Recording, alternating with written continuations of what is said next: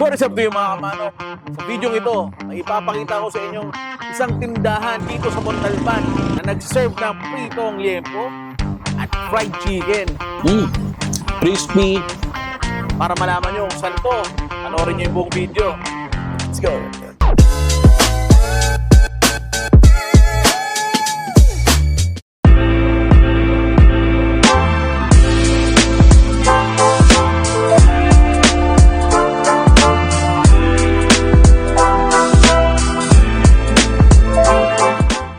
What is up to you mga kamano? Kasama nga natin yung owner ngayon ng Chicken ni Joy, Sir Patrick. Sir, maraming salamat po sa pagpapaunlak sa amin. Endohan mo naman kami sa history ng tindahan ni Chicken ni Joy. Start po to nung katrabaho po ako sa barko.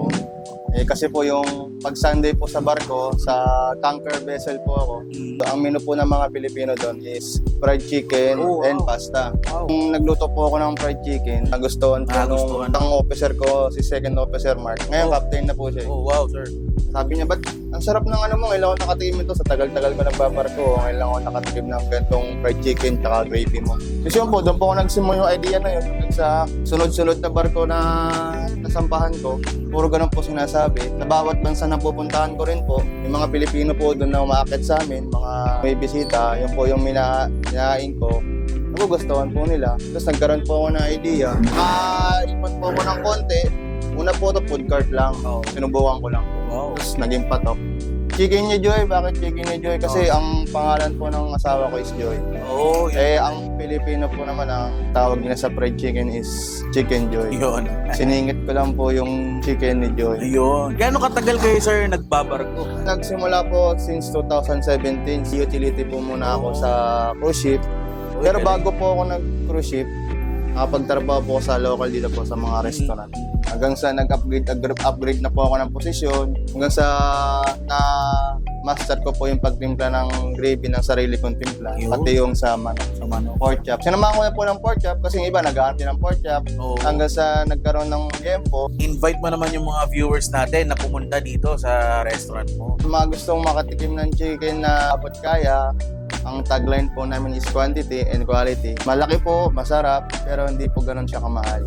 Sabi po nila, nahahawig daw sa lasa ng mga fast food restaurant. Hindi lang po nahahawig, minsan nasabi nila, mas masarap pa daw. Punta po kayo at matikman nyo po ang iba po namin mga menu. Fried chicken, fried liempo, fried pork chop, marami pong iba. Punta lang po kayo sa may Beco Street, Santa Maria Compound. Landmark po is Inares Hospital, sa Burgos, Rodriguez, Salvo. Yun. Pwede nyo rin po akong i-chat sa mismong Facebook ko, Patrick Mando po. Maraming salamat po, sir, Salamat, sa pagpapaunlak sa amin. Salamat din po, sir. Mga kamano, ito na.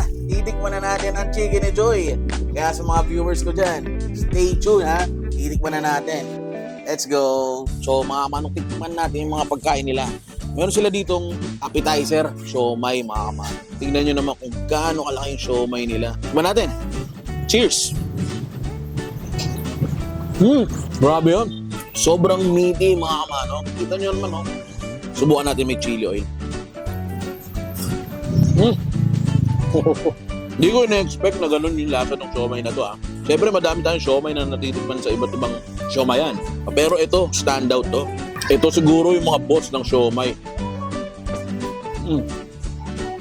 Ngayon naman mga kamanong, tikman natin yung kanilang sizzling pork chop. Tignan nyo kung gaano kalaki yung pork chop nila.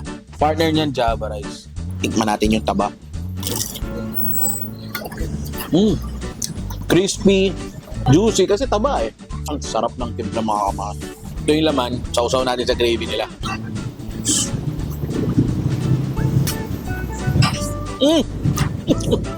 Nagle-level up yung flavor ng pork chop pag sinausaw mo dun sa gravy nila. Sausaw natin dyan. Tapos, lagyan natin ng kanin. Ito pa lang siguro yung natikman ko, pork chop na ganito kasarap. Solid. Ngayon mga kamanong, next natin yung kanilang sisig. Cheers!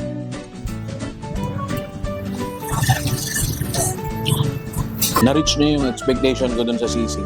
Kasi na-expect ko, parang sagi. Pero no, mga kamanong, crispy yung sisig. And then, malasa talaga, maanghang, pwede ding pampulutan. At ito na nga mga kamanong, ang finale. Tignan nyo naman kung gaano kalaki yung manok nila dito. Chicken leg quarter to ha. At saka may kanin. Tapos only gravy. Papalag to sa iba. Anong nation? Surprisingly, may lasa yung laman. Hanggang sa loob may lasa, mga kamano. Marinated tong chicken nila. Overnight to. Kasi ganito kalasa. Ibang klase. Kausaw natin sa gravy ah.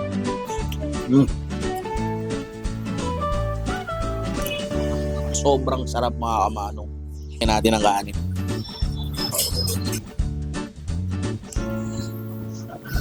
Grabe. Sobrang bursting ng flavor, mga kamano. As in, talagang sobrang lasa ng chicken. Alam mong marinated ng matagal.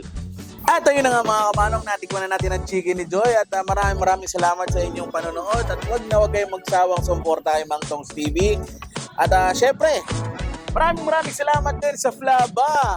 Boss, paano naman?